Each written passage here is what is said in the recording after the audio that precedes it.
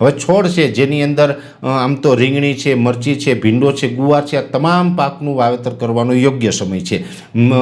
ભીંડો અને ગુવાર છે એ તો ડાયરેક્ટ જ વાવેતર કરવાનું હોય છે, પણ જ્યારે રીંગણી અને મરચી છે એનું બે પ્રકારે વાવેતર થાય છે। એક તો આપણે ડાયરેક્ટ પણ બીજ નાખીને કરી શકીએ છીએ અને એક આપણે ફેર રોપણી કરીને પણ કરી શકીએ છીએ। પણ હવે મોટા ભાગે અત્યારે આપણે મર્ચિંગ પેપર વાપરતા થયા છે ને મર્ચિંગ કરેલું હોય તો પછી આપણે ડાયરેક્ટ બીજ વાપરવું પડે છે। જો આપણે ફેર રોપણી કરીએ તો જે રોપ વાવી દીધા પછી મર્ચિંગ કરવાનું અનુકૂળ નથી આવતું। અત્યારે મોટા ભાગે મર્ચિંગ કરતા હોય છે એટલે અત્યારે આપણે ડાયરેક્ટ જ બીજ નાખવું એ આપણા માટે અનુકૂળ રહેશે। અને ખાસ કરીને વેલાવાળા શાકભાજી હોય અથવા તો છોડવાળા હોય, દાખલા તરીકે ભીંડા છે, ગુવાર છે, તુરિયા છે, રીંગણા મરચાં હોય અથવા તો ટામેટી છે અથવા તો સમજી લે કારેલા કે કંટોલી છે, આ તમામ પાકને આપણે જો યોગ્ય રીતે લેવો હોય ને વધુ ફાયદો લેવો હોય તો મર્ચિંગ પેપર છે એ ફરજિયાત કરવાનું। જ્યારે પણ જોવા જઈએ તો ચોમાસાની જ્યારે શરૂઆત થાય છે ને ચોમાસાની અંદર વધારે વરસાદને કારણે પણ ઘણી વખત અમુક પાક છે એ ફેલ થઈ જતો હોય અથવા તો એનું જે પ્રોડક્શન હોય છે એ ઘટી જતું હોય છે।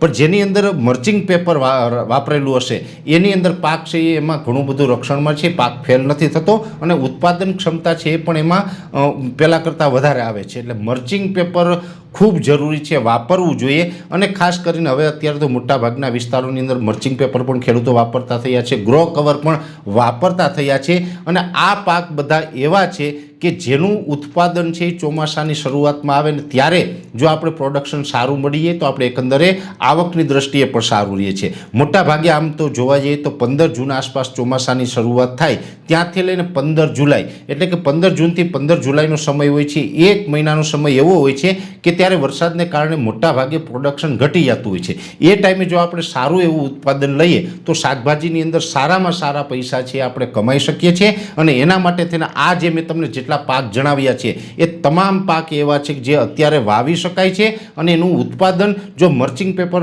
વાપરેલું હશે ને યોગ્ય આપણે ટ્રીટમેન્ટ કરેલી હશે તો આપણે જૂન અને જુલાઈ દરમિયાન એનું પણ સારું એવું ઉત્પાદન મળે અને એ સમયે આપણે આ તમામ શાકભાજીના ભાવ પણ સારા મળી શકે છે। એટલે અત્યારે આપણે માર્ચ અથવા તો એપ્રિલ મહિનાની અંદર જો કોઈ શાકભાજીનું વાવેતર કરવા માગતા હોય તો આ તમામ મેં જે નામ જણાવ્યા છે એ તમામ પ્રકારના શાકભાજીનું વાવેતર કરી શકે છે।